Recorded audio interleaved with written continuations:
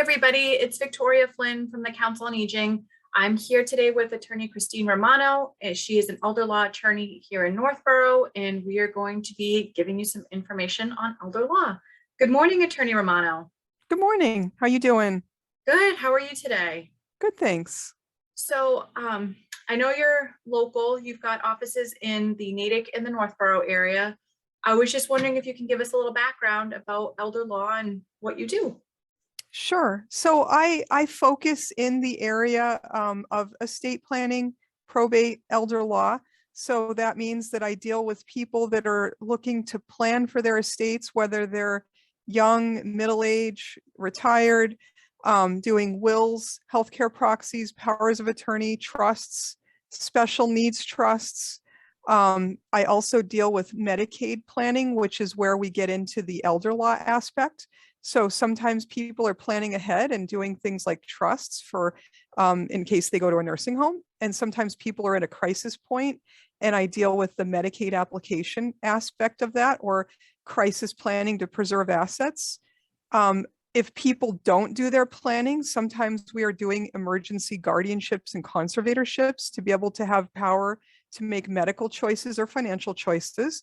And then when people pass away, I help families with dealing with estate administration, which is, probating the will, or dealing with any trusts that they might have, and getting access to assets and closing things out.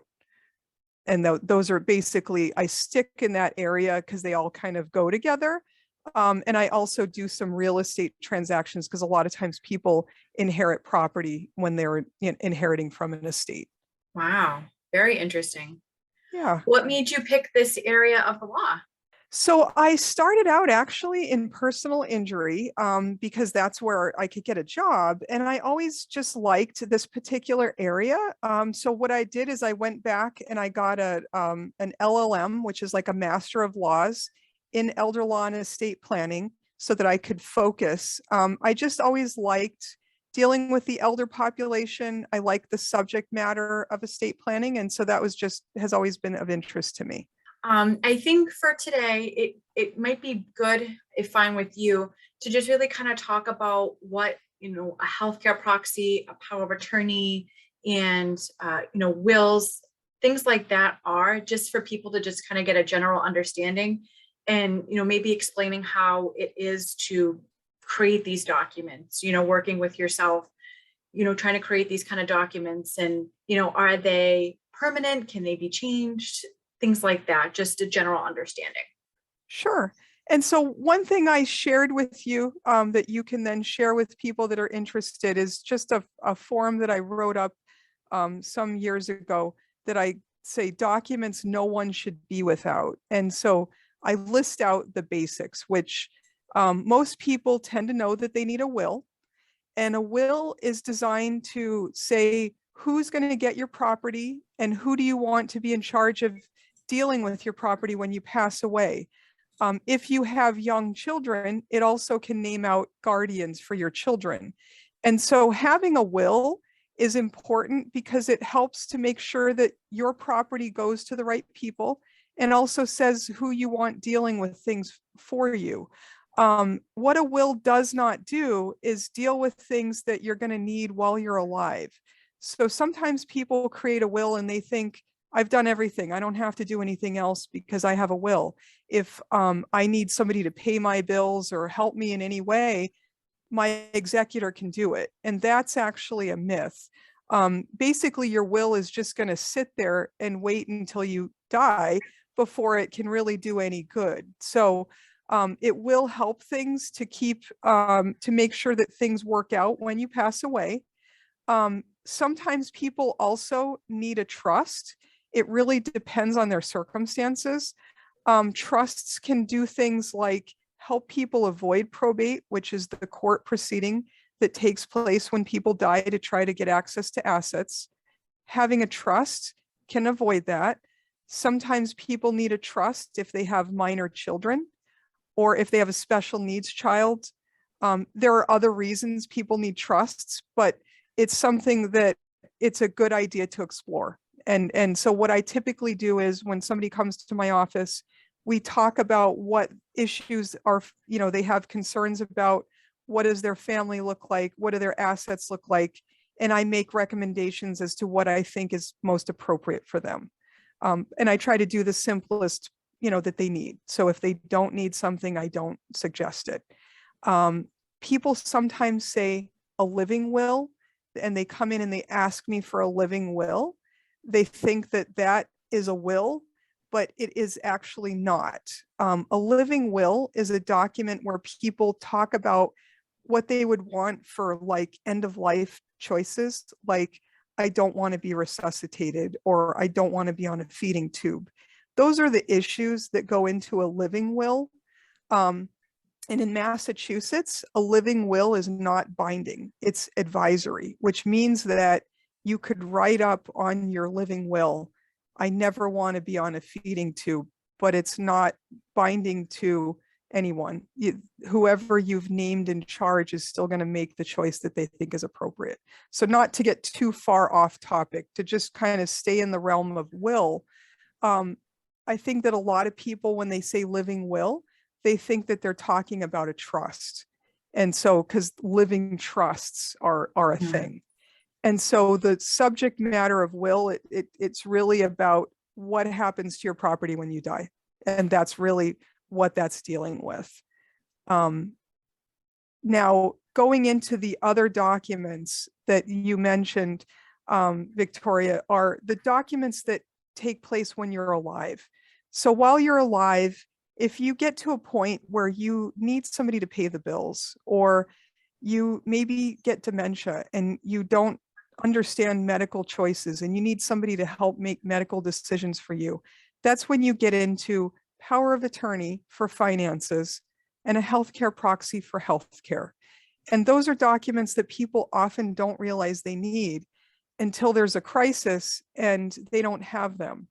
And the way that that typically looks is, just as an example, I've had a client who, very healthy person, doesn't go to the doctor a lot, hasn't been to the doctor for a while, gets sick in some way, ends up in the hospital. And when the person needs to transition out of the hospital to rehab, the hospital determines that they need to sign themselves out, but they don't have capacity because they have a certain amount of dementia. And now they say to the child or the spouse, do you have a healthcare proxy? And people often don't even know, that they need one.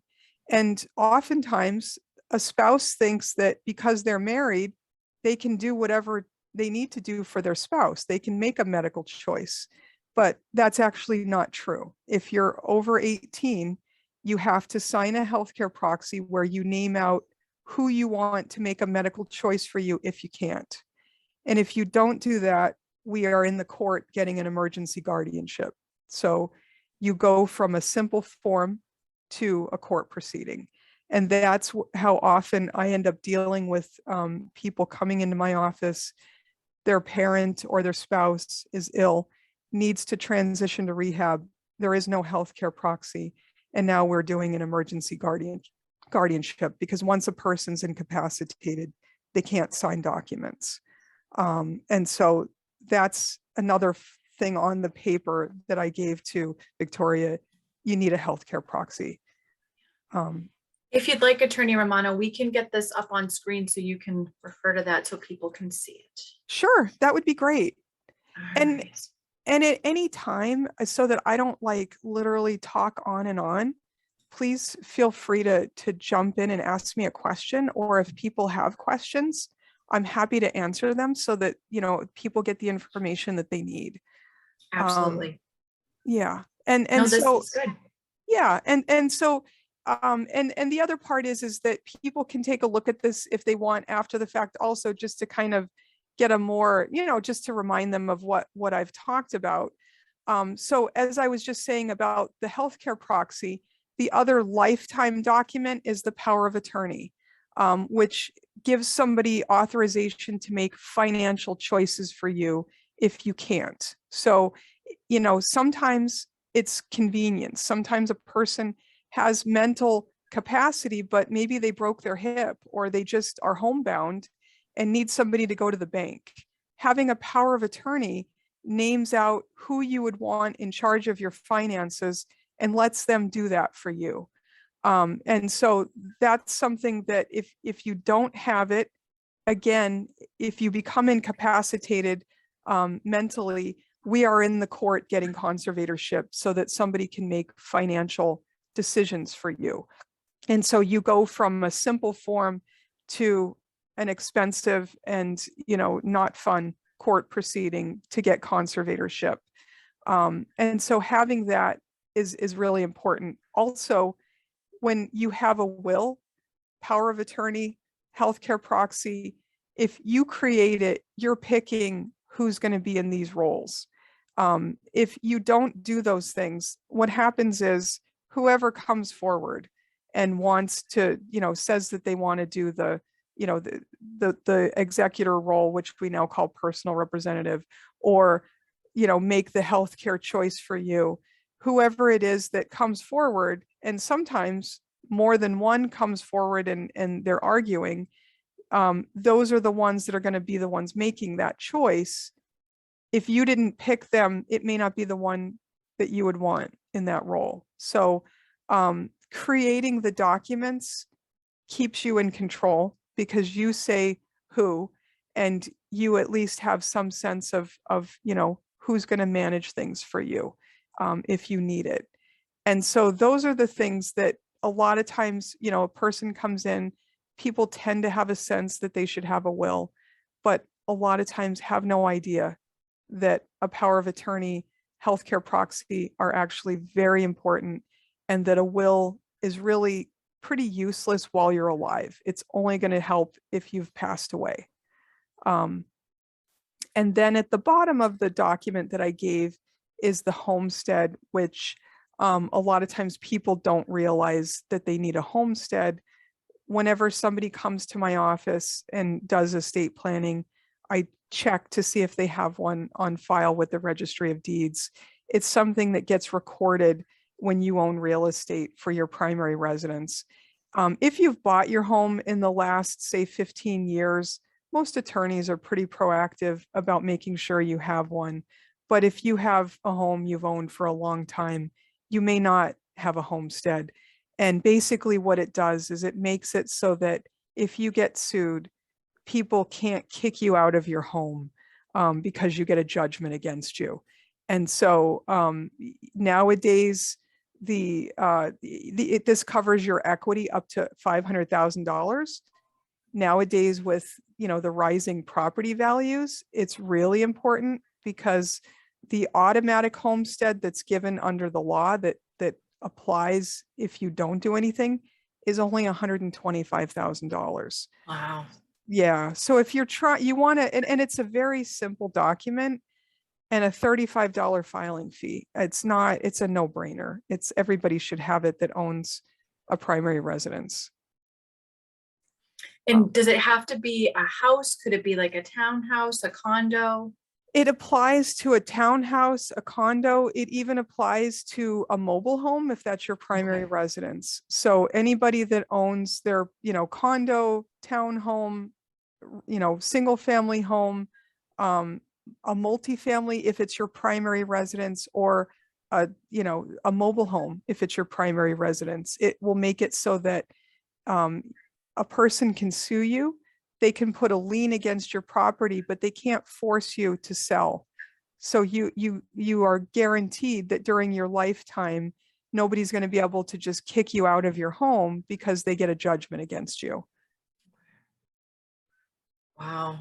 That Yeah. That is something, like you said, $35 for that peace of mind is. Yeah, exactly. And obviously the subject matter of, the estate planning is kind of dry, and nobody really likes to talk about, being sick or dying, and yet planning ahead, it just makes life so much easier. The other part is when somebody comes into my office, we talk about the entire situation that they've got going on, with their health, with their finances. And sometimes, there are other things that they have going on that they don't even realize that they need to kind of take a look at, which would fall into the category of like elder law type issues, which, like the Medicaid arena, are they possibly, thinking about what if I need to go to a nursing home? Should I plan ahead? Or my spouse is already ill and, needing help at home. What can we do to try to save assets? And so it's just a good check-in to do with an attorney, because you can kind of look at not just those documents, but kind of all the issues that are potentially, that you're facing, and what can you do to address them and try to, have the best result, where you preserve your assets and, and have the control that you want. Absolutely. Now, for any of these documents, the healthcare proxy, the durable power of attorney, a will, say, for example, somebody completes these documents and then, somebody that they would designate in these roles were to pass away, or if there's like a falling out and now you're no longer communicating with the person, can these documents ever be changed? Yes. So all of them are changeable as long as you have the mental capacity to do so. So if you become mentally incapacitated, your documents then are frozen because you don't have the ability to make adjustments to them. But as long as you have mental capacity, you can change them as often as you want. You're not locked in, because oftentimes people's lives change. And so the concept of one and done, not really realistic. An estate plan is something that you do, and then you periodically review it to make sure it still reflects, what you would want for your wishes. Now, somebody who's being designated in these roles, is it somebody who is just 18 and over and who kind of understands what's being asked of them? Does it have to be a family member? It could be like a neighbor or a friend. So they do have to be 18. That's the minimum, age that you can designate somebody in any of the roles. It can be anybody though. Sometimes people don't have a family member that they feel like they can trust.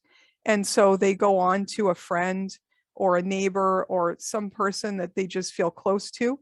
Some people don't even have that in their, in the realm of possibility. And they end up actually asking like an attorney or a CPA or someone in a more professional role to act in certain aspects. So it's really about who is appropriate for you. And that is something that when I'm meeting with a client, we talk about the family dynamics. Who do they have, in their circle? Sometimes, you might have a child that's a great kid, but they're constantly traveling on business and just have no time to help. And so we look at what, who is appropriate for each role, and what is the best choice. Okay. Now, when these documents are created, do they become, like if, say, for example, tomorrow I came to see you and I made a healthcare proxy, does it become activated as of that moment? Does it take a little while for it to become effective? How does that work?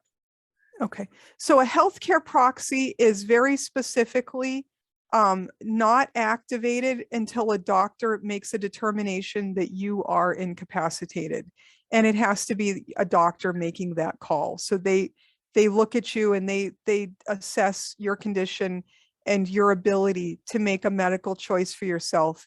And if they feel like you have lost enough capacity, that's the point where they call it invoking the healthcare proxy, where they will say, we are invoking the healthcare proxy.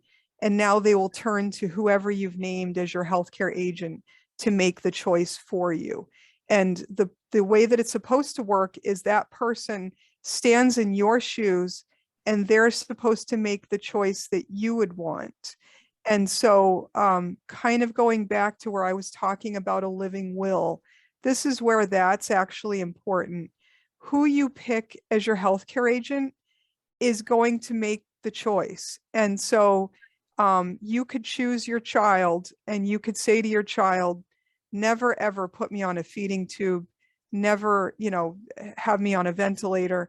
And your child could look at the circumstances and say, put her on a feeding tube, put her on a ventilator. they have the choice. And so you want to choose a person who you feel is going to be able to make the choice you would want. But again, they're not going to make any choice until the doctor thinks that you can't make a choice. And so you're not giving up control. You're just choosing who's going to do that when you're not able to do it for yourself. Power of attorney, you can have it be immediately effective. So you sign it, it can be used as soon as you sign it. So that if you need somebody to do banking for you because maybe you're homebound, that can be done. But basically you decide when you want it used. And so I typically say to people with a power of attorney for finances, don't give it out until you feel like it actually needs to be used. Okay, good to Okay. know. All right. If, say, for example, you have a sudden turn of events and you're unable to do these documents, can you kind of walk us through what would happen? Like you had mentioned before that there'd be maybe emergency filings with court, kind of what would happen there. And then, you know, are you then still, would somebody like a family member still potentially be able to help out? Or is it now really just really up to the mercy of a judge? Okay. And so if you don't have a power of attorney or healthcare proxy, and there's suddenly an emergency and it's determined that you don't have capacity, then what happens is sometimes it's family members that are recognizing that something needs to be done. Like, as I mentioned, just to give you an example, I had a client who was very healthy, really never went to the doctor, got a urinary tract infection, ended up in the hospital, needed to transition to rehab, but they determined that she did not have capacity to make medical choices. So her son came to me because the hospital said to the son, somebody needs to get appointed to be her guardian to be able to sign her out to the rehab. And so he came to me. What has to happen is they have to get a medical certificate. It's a 7 or 8 page document that the court provides that the doctor fills out that basically outlines why this person can't make their own medical choice. It talks about their capacity and their medical treatment. And then we take that with several documents and we file them with the court. We have to have things served on the incapacitated person. So I usually have a constable serve paperwork on that person to let them know that this is happening. And we have a court date where sometimes the incapacitated person is appearing and sometimes they're not, but we are appearing to describe what is going on and to ask the judge to give authority to whoever the person is, whether it's the child or spouse, to be able to make that choice. So that's in the situation where the family is pretty involved and is there and is willing to help. Sometimes if a person has not done any planning and maybe they look like they're in a more neglected situation, like the family members are not very involved, things like that, sometimes an outsider like elder services will come in and they'll be the people that are actually going and petitioning the court. And I've seen that type of a situation where then that person gets appointed and maybe the family members kind of come around and would be willing, but they're not allowed to be part of it. And so they end up losing control and it's all in this other outside person that's making choices. And it doesn't always go well, as you can probably imagine. If a person has the proper paperwork, you know, the healthcare proxy, power of attorney, most of the time we're not dealing with that. Okay, so Yeah, even if you have a healthcare proxy or a power of attorney that's old, it's still better than, you know, not having anything, because then at absolutely. least, you know, now you don't have to run around last second to try to get somebody else in place. Right. And when you're doing something in the court, you're talking about paying an attorney for the court appearances to you know, do the paperwork. You're paying filing fees, you're paying the sheriff, you're paying publication costs. You can imagine how the expense goes way up compared to just creating the document. Oh, I can only imagine. So if, say, for example, somebody had to have their healthcare proxy invoked, it doesn't always necessarily mean it's a permanent thing. Like if somebody, No. say, for example, had to have like a surgery and was unconscious for a little while and like their thing was invoked, it doesn't necessarily always mean that you're never going to get control over yourself again. Is that That's right? correct. That's correct. So basically, the doctor decides when it's invoked, and the doctor decides when you've regained enough capacity to make your own choices. And they very much want a person to make their own choices if it's possible. So they're trying to give a person the latitude if they, and to make their choices if they have any ability to do so. Now, for people of different ages, are the needs slightly different? Like I'm 30. I'm assuming that my need would be slightly different of somebody who's say like 70 or 75. What would you So suggest for different ages? So I would say everybody needs the basic documents, even if you're 30. And I say that because my youngest client did her estate plan and she was 31. And 6 months after she did her documents, she was in the hospital with a very aggressive brain cancer. And her husband was asking me to if I could fax a copy of the healthcare proxy because he was at her bedside and she passed away. And so it can happen young, unexpectedly. Obviously, as we get older, it's more pressing because we're more likely to have health issues, And even if you looked at the way that COVID went, it tended to hit harder the older population. And so, having everything in order is so much more important as we get older because then, your odds are going up, that you're going to have some sort of a health crisis or a decision point where these things are going to need to be in existence. Okay. So it sounds like either having like a healthcare proxy, the power of attorney, and a will, it sounds like is kind of like the basics of Yeah. here's what you would recommend. Obviously, if somebody doesn't have a home, is renting an apartment may be slightly different than a need of a homestead, it sounds like, but Right. it sounds like those Yes, three are like your good ones. exactly. So no matter what, if you're over 18, you should have the will, power of attorney, healthcare proxy. Okay. Absolutely. Now, when people are designating these, agents, if they were to come to see you, do they all need to be there in person? Or can the person just say like, I designate, these two people and they don't have to necessarily be there? They don't have to be there. And if there's anything that we need someone to sign, what we often do is I send it to them with instructions on exactly how they need to sign it and a postage paid return envelope to make it really easy. So that really all we need is the person that's looking to do their planning. The other part we can deal with. No, they don't have to come in. Okay. Well, it's good to know because again, if somebody's out of state or like you had mentioned earlier, if someone's really Yep. busy, they may not be able to get in at a certain time to get it Yep. done. Normally, if say, for example, somebody were to come in to see you and we're just going to designate, doing the will, the proxy, and the terrible power of attorney, is it usually like multiple sessions with you? Is it, like one or two sessions? Is it like a one and done kind of a thing? I know, each case is a little different, but just like Right. on average, do these take a long time to produce? So not necessarily. So typically what I do is have an initial meeting. I try to get a questionnaire sent out to the person in advance and get that back. If I don't get it back, we just go through those questions at the initial meeting. And then I produce the drafts, send them out for them to look it over. Sometimes people want a meeting to discuss questions that they have or changes that they have. Some people don't. And then when they're ready, we schedule the signing.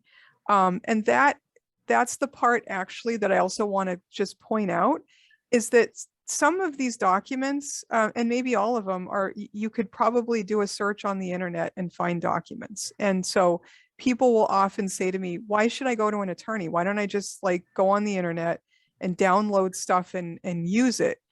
And my suggestion is you have to be very careful because sometimes just what's required to properly execute a document, in other words, For a healthcare proxy, you have to have two witnesses that are not the people that you named in the healthcare proxy. People often come to me, they downloaded the healthcare proxy online and they did it themselves. And the people that they named as healthcare agent are the witnesses. It's no good.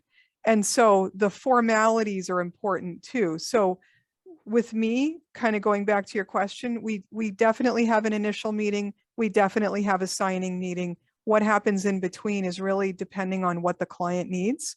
But I would say to anybody that wants to put the documents in place and they're trying to do it on their own, be careful, because if you don't execute it right, it doesn't do any good. It's like you didn't do it at all. Okay. No, good to know. Absolutely. Sure that unfortunately it sounds like that this, like you were even saying, like that there's a lot of perception that like a living will is like a will, but it's not. Like it sounds like the jargon can be really complicated and can be really tricky even for those in the field. Yeah, I think that the terminology definitely trips people up, and it's hard if it's not something you deal with every day to know what you need and what you don't need, and understand, why do you need things and even what things are, because and of course somebody always has a neighbor or a friend that has something, and well, you should have this, and there's a lot of stuff going on and people don't necessarily know what they actually need and what things really are. So yeah, there is a lot of confusion about that. And the other thing I also want to point out with healthcare proxies specifically is that I would say multiple times a week, somebody says to me, I have a healthcare proxy. I did it at the hospital. I did it at the doctor's office. And I will say, do you have a copy of it? And they'll say, I must have it somewhere. And so I will say, can you just check? Find out, just make sure you actually have it. Let me take a look to make sure that it's done right. And oftentimes when they check, they realize that they don't have it. And then they call the doctor or the hospital and they don't have it either. And so that's a common misbelief, is that people think, well, I signed it at the hospital, they must have a copy. Not necessarily. They're not necessarily great about keeping things on file. So it's important for people to actually do it themselves and keep the copy themselves. Or even if they do have it, if it's an emergency and they have to go digging for it, now it's not going to help you. Versus like if they did it with you and God forbid something happens, they can easily get a copy of it so they can do what needs to be done. Absolutely. And if they do, and particularly with healthcare proxies, just because healthcare things can happen unexpectedly, it's not a bad idea to have a healthcare proxy, have multiple photocopies of it, because a photocopy is just as good as an original, and give it to the people that you've named. Give it to your doctor. Have several copies available so that if you need it, it's there and people can use it. Good. Yeah, absolutely. It's very good advice. Now, my question for you is, if, say, for example, somebody lived in another state and they did this documentation in another state and then they moved to Massachusetts, for the time being, do they still need to do these documents again? Do states, like, would the documents kind of look similar? I guess just if you're going from one state to another, how would that process go? So states are supposed to honor other states' documents, but there are differences in, from state to state, sometimes in content, sometimes in the way that it's executed, like the formality of signing is different from state to state. And so even though states are supposed to honor other states' documents, sometimes that doesn't happen. And so if you do move to another state, it's not a bad idea just to check in with an attorney and have them take a look at what you have and make sure that you're fine. A perfect example of that is that in Massachusetts, a power of attorney only needs to be notarized. But in Florida, you have to have witnesses too. And so if you create a power of attorney in Massachusetts, and you then want to do some type of, like, say, a real estate transfer in Florida, and you don't have it executed the way that they want it done, they're not going to take it. So sometimes things like that can differ from state to state that can make it so the document doesn't work.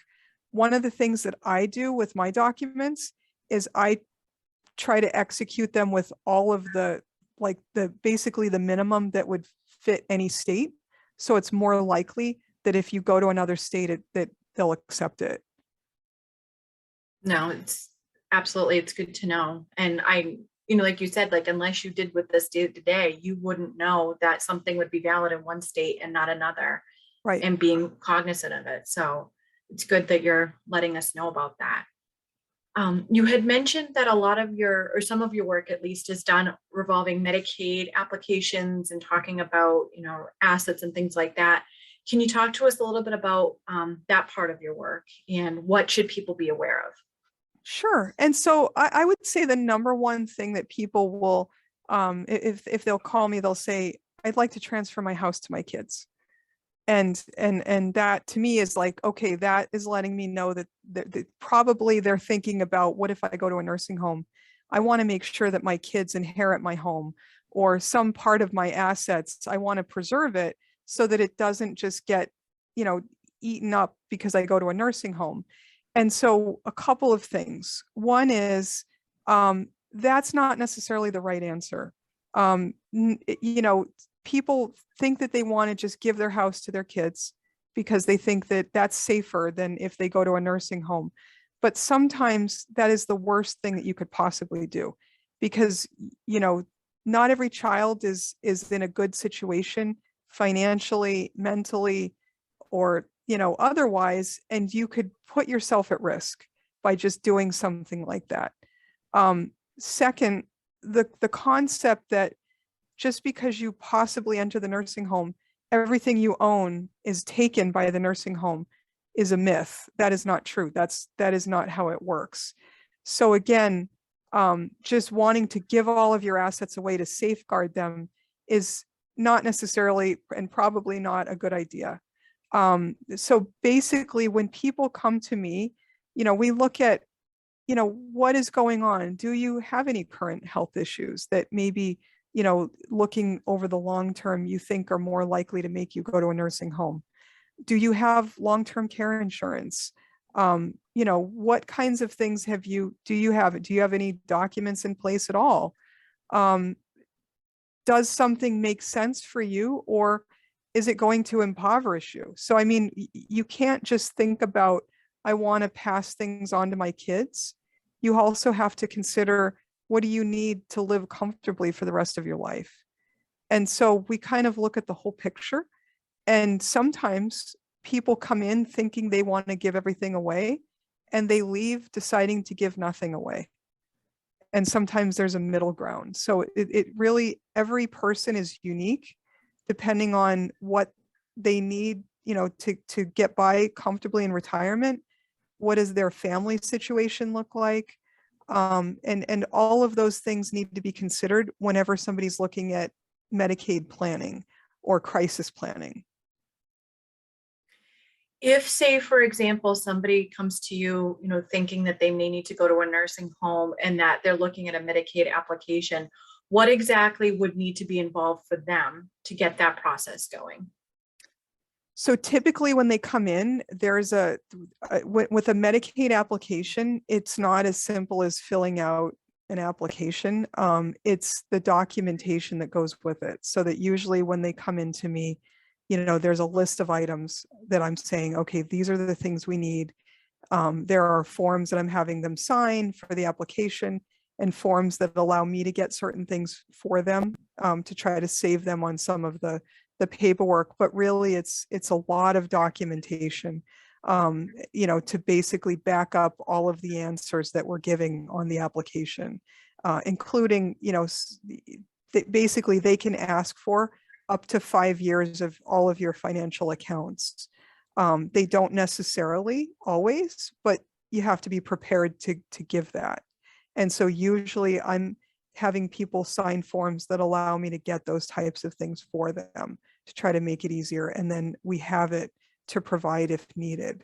The key to people, what I would say to people, most people don't live their lives thinking they're going to go to a nursing home. And so they hit that crisis point and we're just dealing with whatever they've kind of done in their lives. But, living your life where, you have a paper trail for things is really the best way to kind of keep yourself in a good situation so that if you do face that, if you're writing a lot of checks for cash and there's a lot of stuff that's not documented, it makes it trickier. So, keeping good financial records, keeping a paper trail, those are all things you can kind of do just in your daily life that make it a bit easier. If, say, for example, somebody was thinking about like creating a trust, is there any limitations to then what they could do if that trust is created? So depending on why, if somebody's doing a simple probate avoidance trust, then typically we're talking about a revocable trust, which, just like the other documents, is completely changeable as long as they have capacity so that people can change it, get rid of it, and they give up no control with that type of a trust. If we are, on the other hand, talking about Medicaid planning, then we are dealing with an irrevocable trust, which means that you create it and it's not changeable. And whatever you put in it, you are giving up a certain amount of control over. And giving up that control is what protects the asset.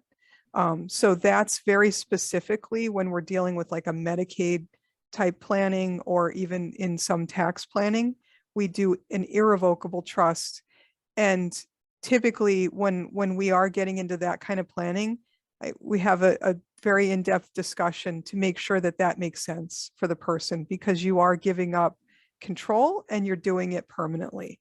Yep. These, in like, if with the creation of a trust, is that something that, like you were saying before, like a power of attorney could theoretically be, started that day? Do these trusts take time to formalize and then, become effective? Or is it like once they're signed, they're good to go?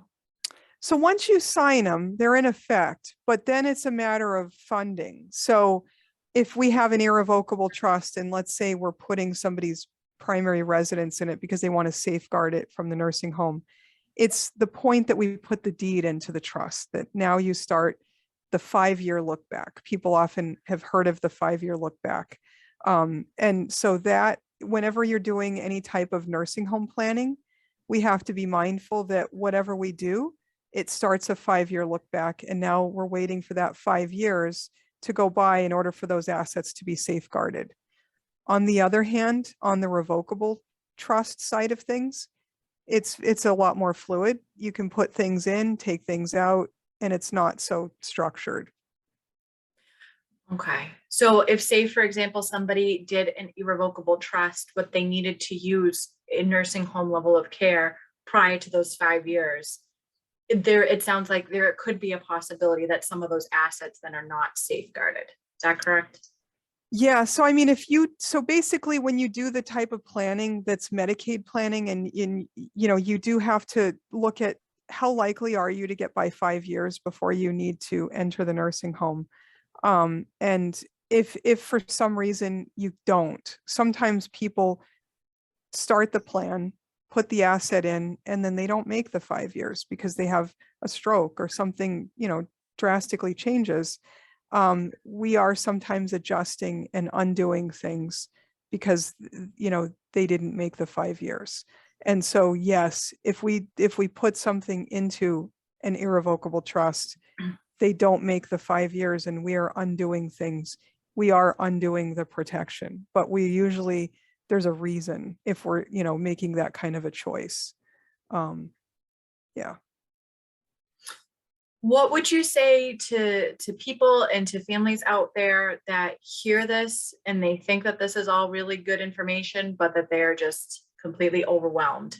And, like they know that they're going to have a family member or a friend or somebody that, is going to be really resistant or, skittish about having these kind of conversations. They're tough conversations, but I would say, trust me, it's a lot tougher when you're in that crisis point to try to iron this stuff out at the last minute. And to me, just because of what I've seen and experienced, I honestly would say the best gift that you can give to the people you love is to have things in order, because it goes from something that could be very simple, because you've made certain choices to something that can be very stressful, very costly, and even contentious, where people are fighting because they don't agree and they're not getting along. And so doing things in advance actually is really the kindest thing you can do for your family members, even if the conversation's hard. I mean, nobody wants to talk about it. People don't want to contemplate it. And they don't, and sometimes people feel like the ones that they are trying to name are not ready to even, hear those subjects. But it is really easier, even though it doesn't seem it, to do it when you're well than it is to wait till you're at the crisis point. Absolutely. Yeah. It's no, no, no good decisions necessarily made in a crisis, because you're not thinking clearly, and now you've got to rush to make a decision, and then you've got that, oh, I don't know. But at Yeah. least having a planned conversation with yourself, you can, it sounds like you're going to be able to sit down and really kind of explore the pros and cons of each option. And then, a decision, it's not an easy decision, but it sounds like it'll be a decision made with peace of mind. True. And sometimes I have people that come in with family members because it's easier for them to kind of have everybody in one room and talk about it. And we do that type of thing too, just because it's like different family dynamics need different things. And so sometimes just having all of the family members present and just kind of having a discussion where people can ask questions is very helpful. And oftentimes, even though they're tough subjects, the people that are possibly like the kids and the spouse or they actually feel better knowing that things are in order, than if nobody talks about it. They really do. I mean, even though nobody wants to deal with it, once it's dealt with, everybody is a lot happier because they know that things are in order. If, say, for example, somebody had decided that they wanted to be cremated, or that they wanted to be have a typical funeral, and that they had a specific like funeral home or agency that they wanted to use, can they designate that in their will or living will? So you can put your funeral wishes in your will. Yes. I say to people though, it tends to be a good idea to have the conversation with the people that are most likely to actually be the ones planning, or to actually go and prepay the funeral if you have if it just makes you feel better to pick a certain place, pick certain arrangements. The reason for that is people don't always look for the will right away. And so you could have it in your will and the arrangements could have already happened and the funeral happened before anybody even looks for the will. So yeah, so talking to your family members, or prepaying the funeral, not a bad idea, because then you can let them know exactly what you want. And if you prepay the funeral, you can even pick it all out. And then literally your family member, all they have to do is, take and contact the funeral home, and it's all arranged. So that's actually a really nice thing to do too. In, sometimes like in media, you hear about people saying that like, oh, they're doing the reading of the will. Does that still happen? And then like, kind of like, what does that entail if something like that does still happen? So that's really kind of like a Hollywood concept. There is really no reading of the will, per se. Basically, what happens is whoever is in charge gets the will, and a lot of times maybe they give a copy to the other beneficiaries. Sometimes the beneficiaries don't really even want to read it. They don't care because they know it's just an even split, and they just let it go. Other times it's not an even split, or there are different people involved and they very much want a copy, and that person in charge, can give a copy. They could certainly get together and read it, but that really doesn't happen. That's not typical. That sometimes that concept actually makes people, because it didn't happen, sometimes that makes people start to not trust each other because they'll think that they're being left out. So it's a good idea to just communicate, and just, say, here's the thing. There is not a reading of the will, but if you want a copy, here's a copy. And like when you are designating what happens to your finances once you pass, you can even designate it to say like, you want this like donated to charity or, to this type of a cause. Is that right? Where it doesn't have to necessarily go to a specific person or persons. Right. So sometimes people do usually the will is kind of generic, and it'll say my personal property, which is like your clothing, furniture, car, goes to these people, and all the rest of my financial assets goes to these people. Maybe it's the same people or different people. Sometimes though, people like to have more specific things like what you mentioned, and I will have them do a memo, and they can put really anything in it that they want. I've had people put wishes in there for like I had a client who really wanted to spell out everything.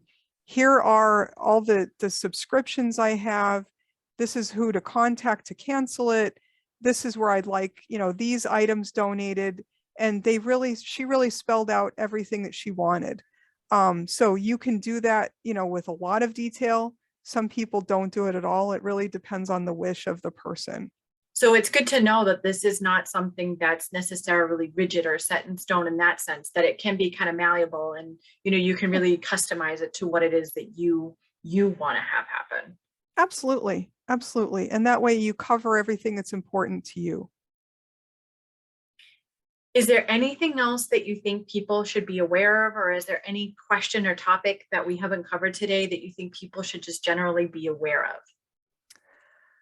I would say really, before you make any drastic choice, like I mentioned earlier, transferring something to your kids, even adding a child to a bank account, before you make a choice, it's really not a bad idea to check in with an attorney. Sometimes like a person that's thinking about Medicaid planning, sometimes we have one meeting where we literally go through all of their dynamics, their questions, and that meeting is all they needed. And sometimes it's more than that, but just checking in with an attorney, you'd be surprised how much you can find out without spending a lot of money, that could save you a lot of money in the end. Okay. Yeah, absolutely. It sounds like when in doubt, just call or just ask. Yeah, absolutely. And if something is not appropriate, I mean, I certainly try to look for what makes sense for people. But I know other attorneys that are doing, the same area of law as me. And there are a lot of good attorneys. I'm not the only person out there. So it's like, check in with someone and you would be surprised. A lot of times there are, like for my estate planning, I do flat fees so people know upfront what they're paying. For other things, sometimes again, it can be resolved relatively quickly. Something that somebody thinks is really like a big thing, maybe isn't. And so just asking for help could really save a lot of grief and time and money. Right. Because your flat fee, is at least like, again, about it going forward versus something that may have to do with the courts. And now you're looking at thousands of dollars potentially and Exactly. a time crunch. And now it's, that additional hassle versus again, sitting with you, knowing it's going to be, a few sessions here and there, but at least, everything is spelled out and done. Yeah. And most people are concerned about inconveniencing their loved ones. They don't want to ask people to help them in certain aspects. And I would say, doing your documents, having things in order makes it so that the people have the least amount of responsibility and effort that they're going to have because everything will be in order. Where if we're in the courts and it can be very hard on family members to go through that. It's a lot. So having things done and in order is just really is a great way to do things. It saves money, but it also saves a lot of stress and anxiety for the family members. And time, it sounds like too. Absolutely. And of course, you couldn't say that more than right now with COVID. The people at the court are certainly doing the best they can, but it's a nightmare, honestly, to deal with the courts right now. It's terrible. They're very bogged down and backed up. And so the more things we can do outside the court, the better. Just makes life so much easier. Yeah. I mean, no one wants to go to court. No. So it's like you said, an ounce of prevention pretty much is a pound of cure right now. No doubt. And if, say, for example, somebody, was doing their will and things like that, and they maybe not be 100% sure what their final arrangements are going to be, maybe they're on the fence about it, and then they finally decide, it sounds like a will can be updated or can be revised, where once they have a final decision in place, then their wishes can then be seen. Yes, absolutely. And sometimes also just coming to that decision, sometimes talking it through with someone makes it easier to just kind of figure out what they actually do want. But absolutely, it's changeable. So what works today may not work 5 years from now, So it's a good idea to do it, and then periodically just take a look at it. Make sure it still looks and reflects what you want. So it sounds like it's good, even if you don't know everything, to just, work on the stuff that you do know, to at least save that hassle going forward. Absolutely. It's better to have something in place. And oftentimes people know more than they think they do. Like when you start to ask the questions and get the information, most people have certain things that they absolutely don't want. And so that by doing the documents, we can certainly ensure that, we can at least cover that part, even if they don't have every possible, decision made. We can at least have them avoid the things that are really important to them. Absolutely. Well, thank you so much, Attorney Romano, for your time. I mean, I've learned a lot today. And I mean, like you said, it sounds like, the laws, they change at times and circumstances change. So like you're saying, what may be valuable now may not be valuable in a couple of years down the road, or things may change. So it's always good to know that these documents, can be revised or can be updated as needed. And like you said, always talk to an attorney if you do have questions about this stuff, because like you said, a phone call or just a quick meeting may answer a slew of questions and ease a lot of tension and anxiety that somebody may have. Absolutely. And it's usually not as bad as people think. It's like what we imagine doesn't tend to play out. And a lot of things that seem like overwhelming can be easily resolved if they're just, dealt with in advance. So if anybody wanted to contact you to hire you as their lawyer, or if they had any additional questions, what's the best way for them to get in contact with you? So they can contact me by calling my office. And do you want me to say my office number or? Yes, hold on. I think I have it on your sheets. Yeah, the sheet that I gave you, it does have all my contact information for both offices as well as my email address. And my email address is painfully long, so I apologize in advance. But yeah, and so you can contact me. The Northborough office is the 508-393-0500. And whether even if you want to deal with me in Natick, that number will, get you on either side of things. And then my email address, people certainly can email me, go to my website. There's a contact me page that will also send an email to me. And I'm happy to help. So you don't necessarily have to live in Berlin or the greater Berlin area. It sounds like these paperwork is going to be valid throughout the state, whether, you're from like Pittsfield or down for the Cape or something like that.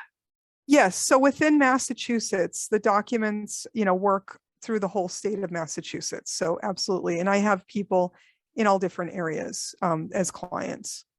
So it's good to know, even if you were to plan a move, to another part of the state, your stuff's still valid. Absolutely. And also, even if you think you're going to be moving in a year or two, again, what we never know is what's going to happen during that time. I mean, honestly, like for me, who would have ever thought that COVID was going to happen, and think of how disruptive that was and how somebody could be completely fine today and completely not fine tomorrow. And so I think that sometimes people put things off because they're waiting, well, I'm going to move, or I'm going to do this, or I'm going to do that. It's a good idea just to get it done. Have a basic plan in place that you can modify as needed. You never know. You never know. Taught us. You literally never know. Well, thank you so much, Attorney Romano, for your time. I've really, truly appreciated this, and I'm sure everybody else out there too will appreciate. And, if there's any questions, please feel free to reach out to Attorney Romano or myself. And, I would love to have you back, and, we can do even some more information. Yeah, that would be great. Absolutely. All right. I hope you have a good day, and thank you so much for your time. Thank you. You too. Bye-bye.